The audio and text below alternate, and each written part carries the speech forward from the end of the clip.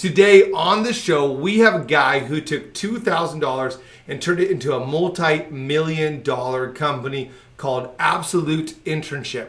So we're going to dive into the topic of simplicity and vision and what that means to develop the people that are on our teams or that are just around us. So welcome to the show, Fredrik Van Huynh.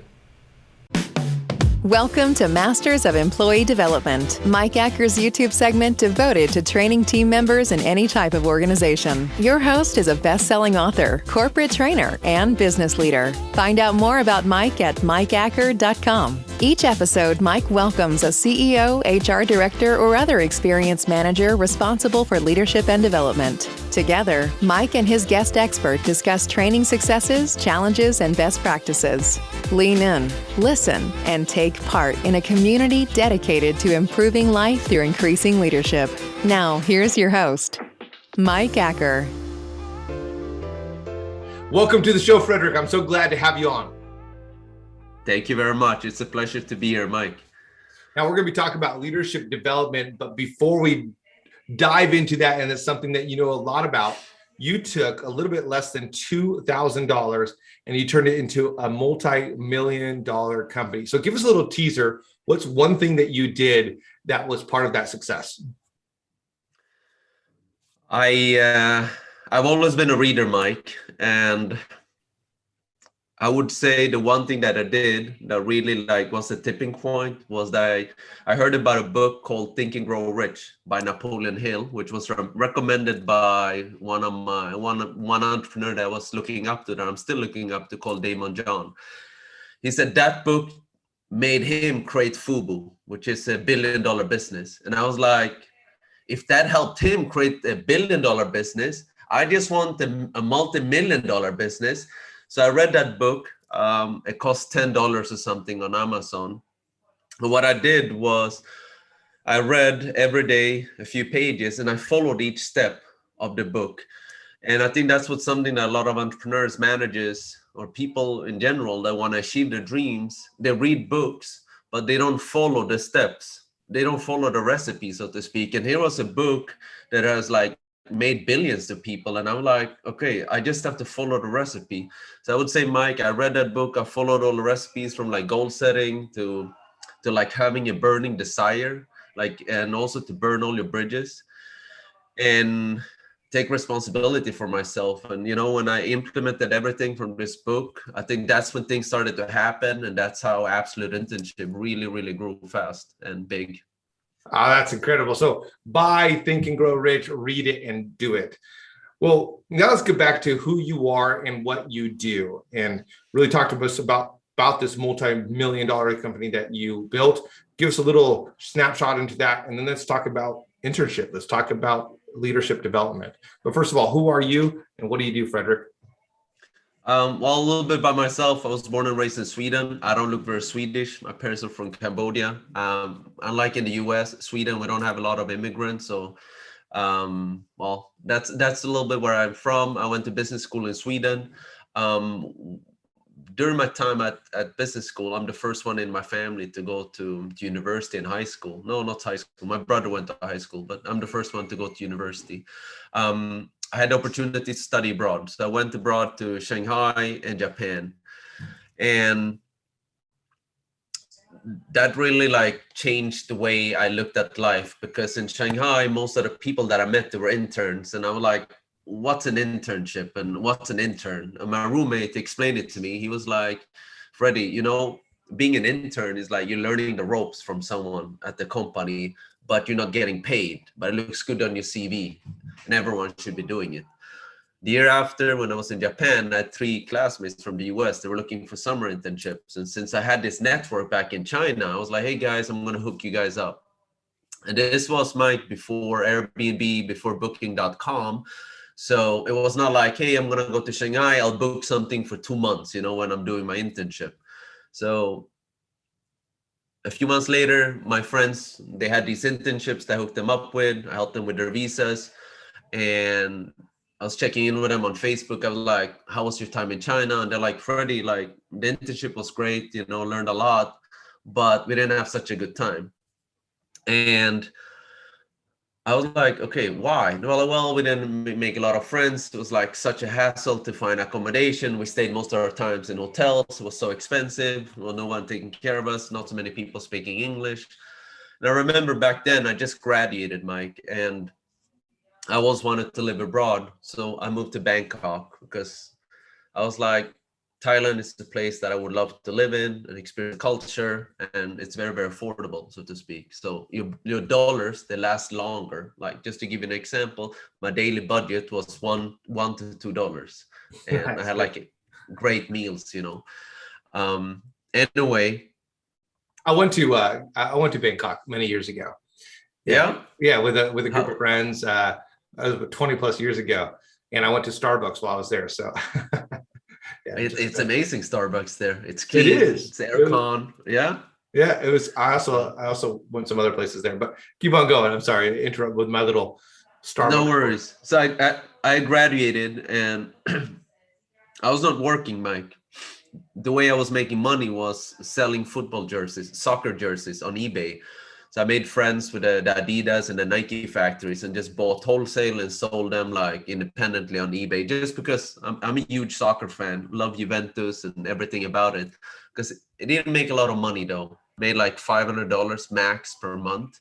So it prevented me to like really fulfill a lot of my dreams, like travel and things around Thailand. So I thought back one day, it was a Friday night, I remember, because it's a profound memory because I was watching Sopranos and a big Soprano fan. And I was like, you know what?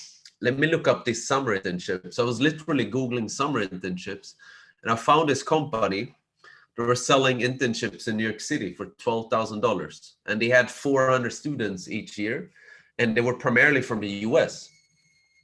So I was like, if they can get 400 students to New York City, English speaking ones, I mean, I should be able to get 400 students to China, you know, because that's where you need the help, you know. So that was the business idea, Mike. And I was like, you know what, let's make this happen. So around the same time, I bought the 4-hour work week. And this was before I read the Think and Grow Rich.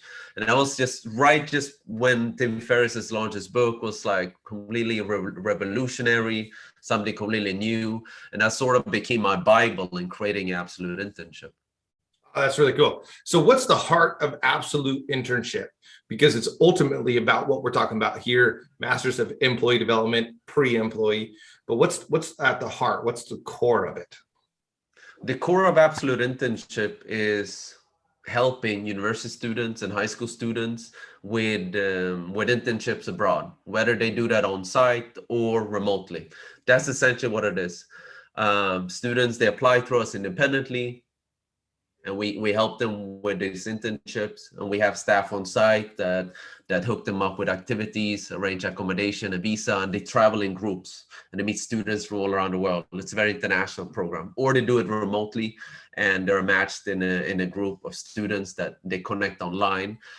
That's the student side. Then we have the employer side, the company side. What we realized was a lot of companies, they didn't have the time or basically the willingness to pay, you know, to get an intern. And the way I thought about it was, you know, they had a great business model in the US. I'm like, let's not charge the companies because they're so busy anyway, you know, and there are millions of companies. Let's just charge the student side and we'll make sure to get the best match possible for the students. So that's the business per se, Mike. Okay, I love it. So you started this by yourself. Talk to us a little bit about some of the growing pains that you went through in this. Let's try to think about that for someone who has an idea or is in a company and the company is growing or going through growing pains. What are some of the different levels of developing your own leader that you had to go through?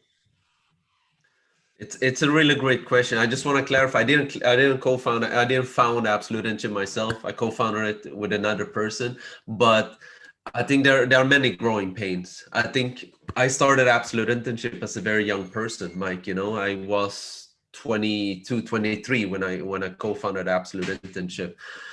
And I'm not saying I was a baby, but I lacked a lot of work experience, you know. The only experience I had was like working in a bank for 3 months. And then I got fired because I didn't sell enough, you know. And I worked in a restaurant for a few years part-time. But one of the growing pains was definitely managing, leading, and guiding and coaching team members. I think that's one that was extremely important. And then number two, when you start off, it's so important, especially if you're owning a business. And I mean, you might be working in the finance department, but you need to be managing your cash flow. This is so important, you know. Your cash flow is literally like the blood veins of yourself. So really don't overextend yourself and try to do things as cheap as possible. Most of the things to succeed is actually free, you know, and that's something I learned from Mark Cuban. I think number three is read a lot. So one of the growing pains was, like I said, was I lacked a lot of experience. And the way how I compensated that was during my lunch break, like during lunch, I would like watch YouTube videos with keynote speeches from people like Damon John, Mark Cuban, Robert Turjavik, Barbara Corcoran, people that I looked up to, and people that made it, that are self-made, you know, talk about growing pains and mistakes. So I would be able to like implement that in my own daily life, like as a leader and as an entrepreneur. In the evenings or in the morning, depending on the days, I would read for like 20 minutes or half an hour. Things that I thought I could be utilizing in developing myself. There's a lot of crap out there. So, and you cannot read all the books in the world. So you need to be selective. The way I selected the books was like, what's Damon John reading? What's Barbara Corcoran reading? Like people that I looked up to, and then basically like took inspiration from what they were reading. But those are like three things that really helped myself, Mike, when it comes to the pain points. When did you start hiring people and adding to your team? Because my guess is it grew pretty fast from just the idea, the need out there, and all of a sudden you got this this international thing going on. You're young, you're working with big companies, you're working with university students that you're not too much older than. So when did you start bringing people onto the team? So actually, when we started, we brought in one person, like sort of a friend of mine, and it didn't work out. Like she was with us for like a few months, and then I can't remember what's happening. It was something with money issues, but it didn't work out. And I think after that, I think it took us 1.5 to 2 years to recruit our first person. That was basically an alum who loved this experience and was willing to like work for free and for very, very cheap. And he helped us for a while. But I think the real team, it took us 3 years to put together. What did you do to develop that team into being a team that could manage Absolute Internship? I wish I was able to give you like a theoretical like master plan that we had, but it was not, Mike. But that's okay, because I think a lot of people don't have master plans and we don't have a space for it. So that's what I like, that you were creating stuff on the fly and you're figuring out how to develop this team, how to pull them together. So let's go back into the mess of that moment where you're figuring things out and just maybe give us some of the ideas that you have. The way I'm a very practical person, I've always been, Mike, you know, and I've always been like, we don't like, the way I see it is like, okay, we don't have to add a person to help lift boxes unless we really need it.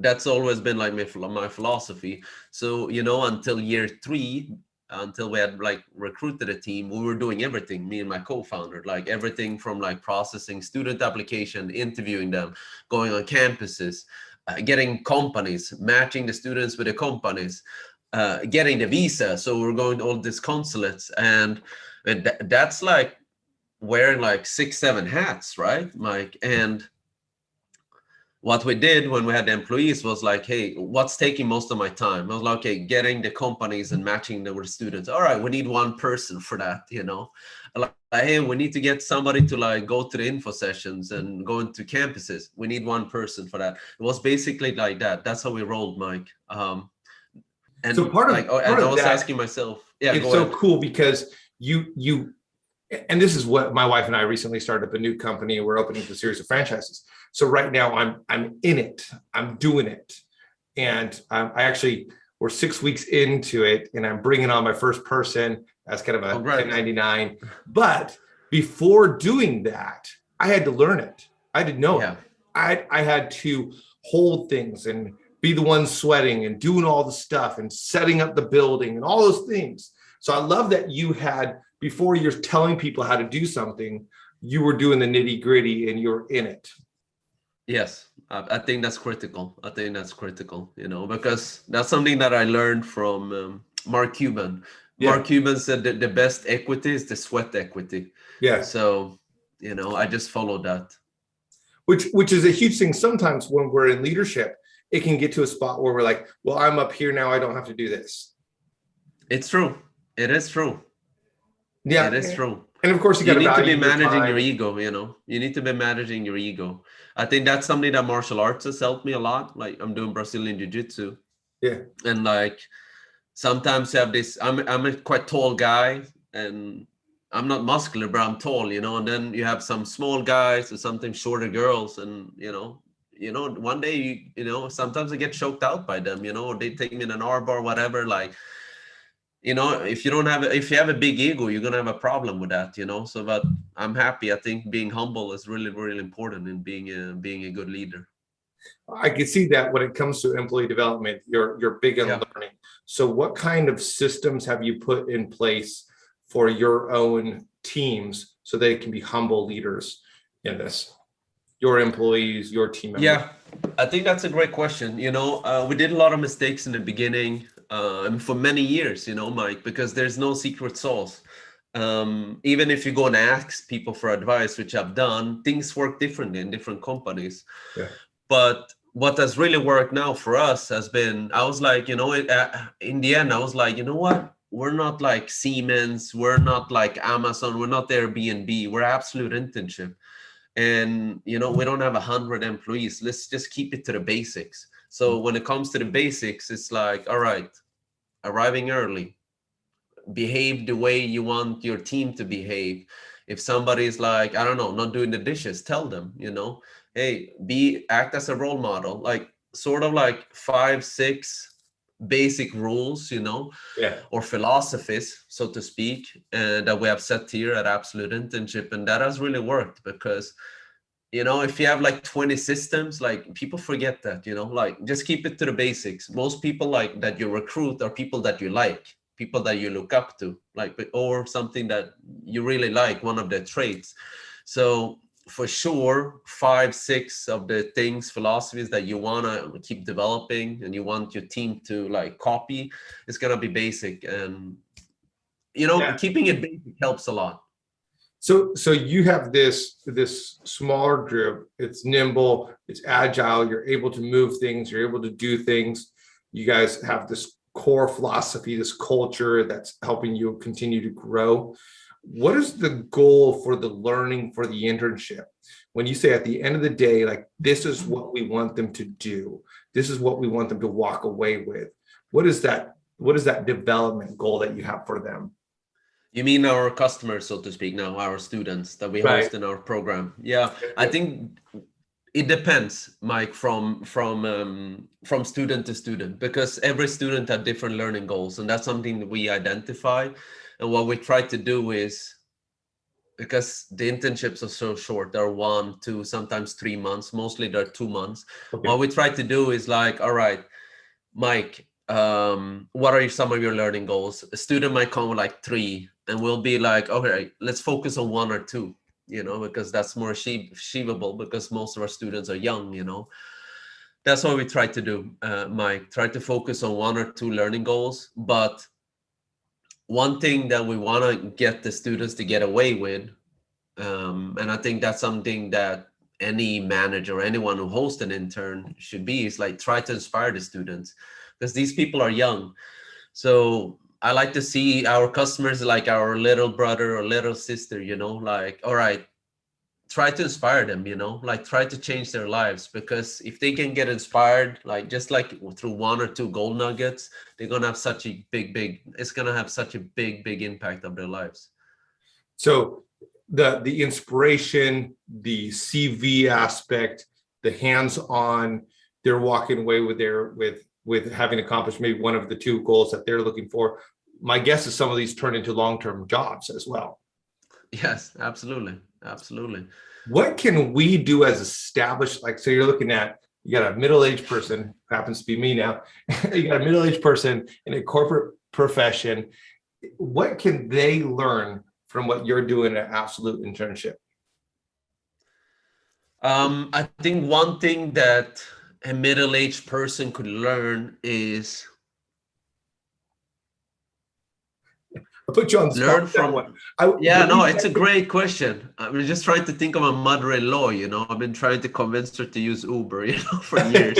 But what I'm trying to say is, I think one thing is try to learn and try to be open-minded. The new generation that is coming up, the 19, the 20, the 21-year-olds, Mike, they are so different than me.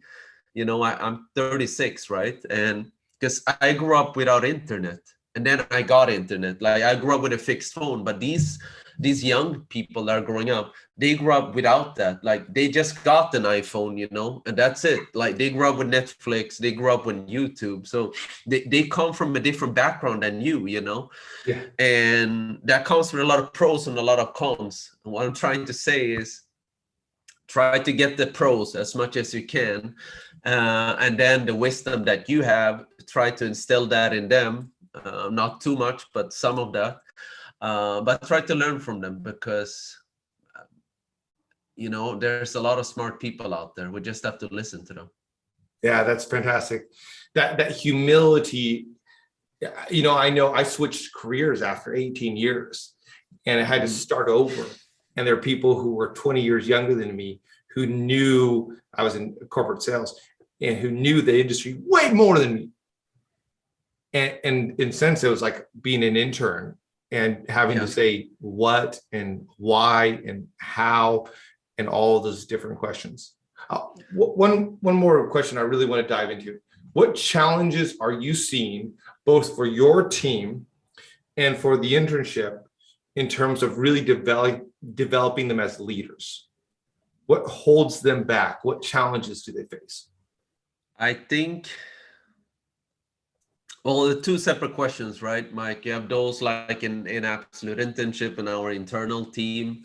I think what's holding people back from becoming effective leaders, strong leaders, is very often it's training, but also correct training. I mean, you can go on YouTube and find like a lot of free training, and the way you teach leadership, the way I teach it, the way, Simon Sinek, whoever you want to mention who's going to teach about leadership is all so different. Why? It's because it's personable. Yeah. Everyone that is a leader is a leader in their own way, So I think that's one really important thing. And then secondly, I think getting that inspiration, because a lot of people, they work in a company and, they're getting the paycheck and they're being very good at their jobs. But sometimes you hit like a roadblock because you run out of inspiration. You've been very successful in what you're doing. You don't know if you're growing. You don't know if you're developing. And I think in those moments, it's really important to have a leader behind you who is pushing you outside of your comfort zone to grow. Because if you're not growing, obviously you're stagnating. But I love this concept that I live by. It's like try to improve 1% each day.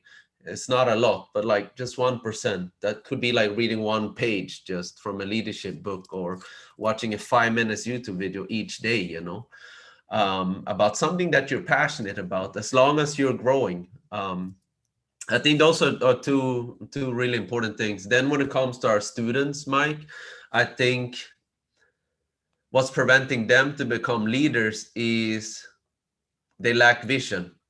A lot of students, they lack vision. A lot of young people, I mean, a lot of people lack vision in life. There are a lot of 60-year-olds that don't know what they want to do with their lives. But a lot of young people, a lot of college students, high school, so they lack vision. And that comes very often from the way they grew up, that, okay, they didn't have parents that were educated or so on. They might be like working in a factory or restaurant or something, right? So they didn't have like the know-how to pass on that, hey, you need to have a vision, son or daughter.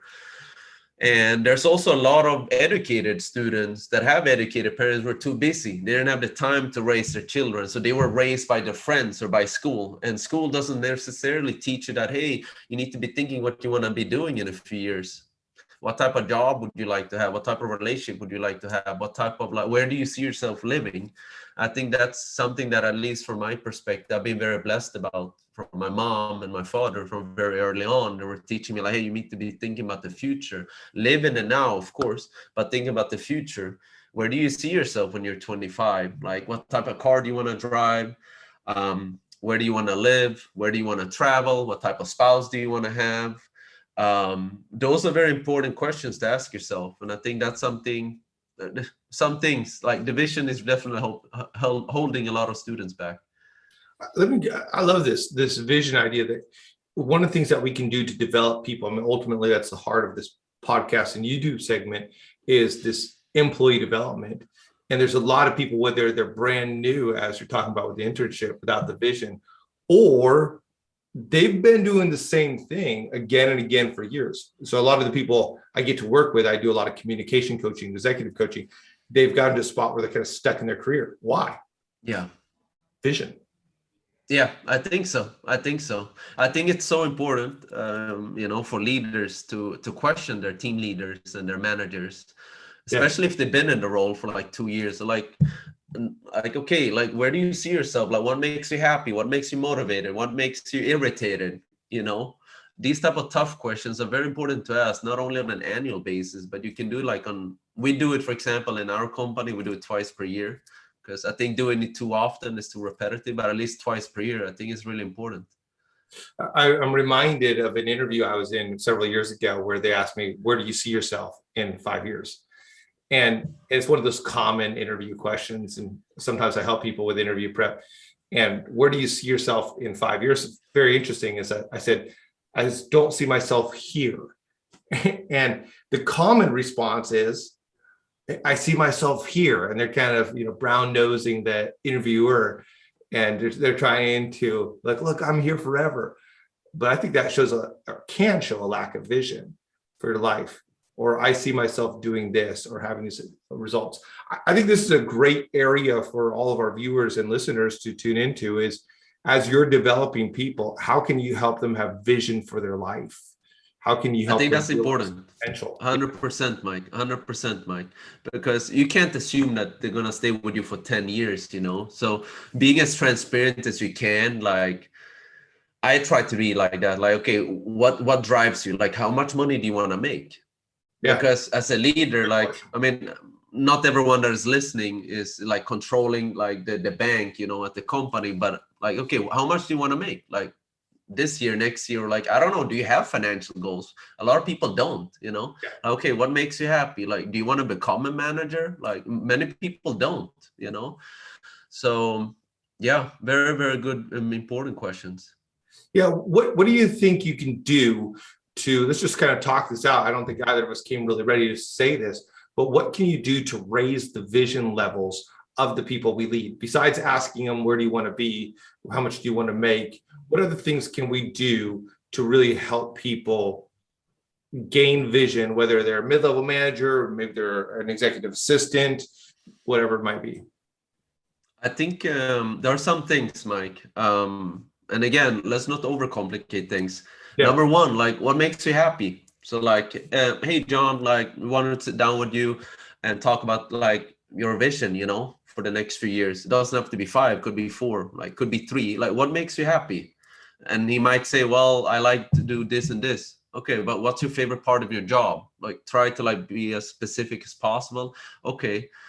take that, like digest it as a leader, and then be like, okay, well, I think that this is one area that you really excel in. Like this is some things that you're really good at, and then it's important to do 360 to get other people's opinion too, of course, see what this person is good at. Yeah. And then like these are things that I think, some things that you're not so good at. So let's not focus on that. Focus what you're good at, what makes you happy. Yeah. And those, like, that's very simple. Happy, what makes you happy, and then what you're good at, and then figure out the plan, like how to create a growth plan for John in this case, you know, for the next, it doesn't have to be the next 5 years. It could be for the next 12 months, 18 months, you know, because today people like to change jobs very frequently. So yeah, we're not hiring people just to do a role. We're hiring people to invest in them and to grow in them. One of the things I love is a lot of the people that I've had on my team in the past, they're now running their own companies. They're now doing their own things. That's amazing. It's been fun to see that. It's actually part of my own values is to raise people up and then release them and be able to do that. And I think the vision is a huge part of that. Yeah, I agree. What is one thing that you're going to do here soon to just invest in your team? How are you personally investing in your team over the next 3 months? The next 3 months,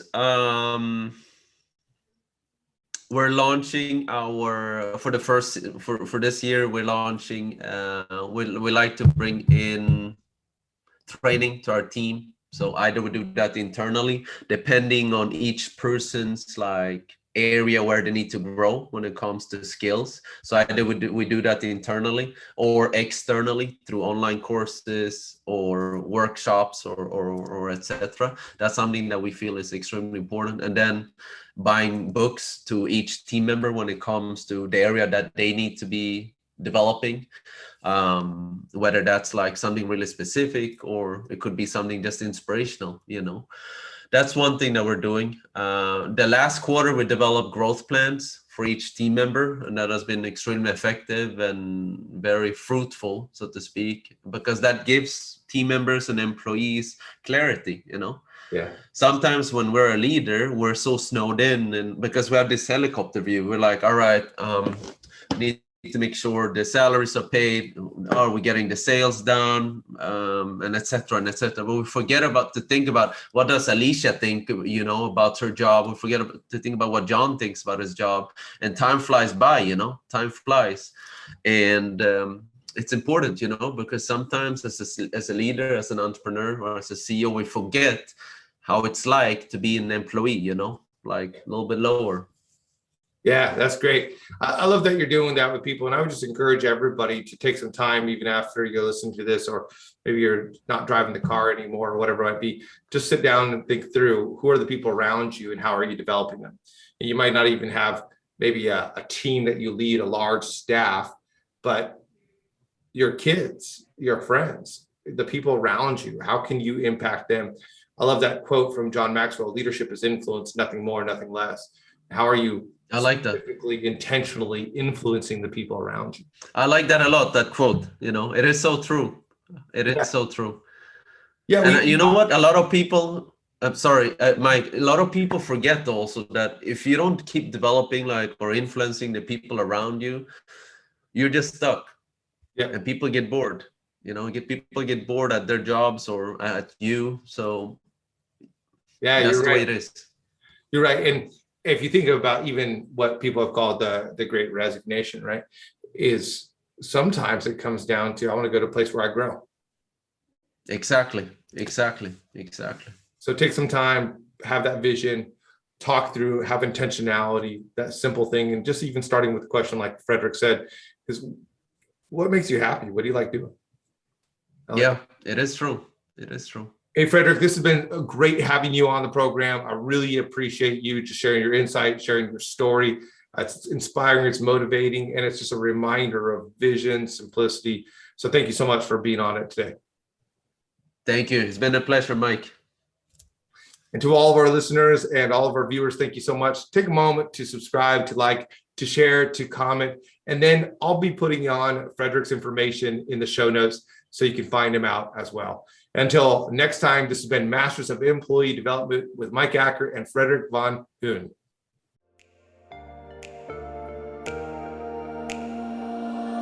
Thanks for listening to Advance with Mike Acker, a podcast designed to provide an edge for leaders through improving practical leadership skills and increasing confidence in speaking. Mike is a best-selling author and business owner who has helped many leaders increase their skills and their confidence, propelling them to new heights in their personal and professional endeavors. Join an incredible group of professionals taking the steps to become better leaders at connect.stepstoadvance.com. Don't forget to rate, review, and subscribe so you never miss an episode.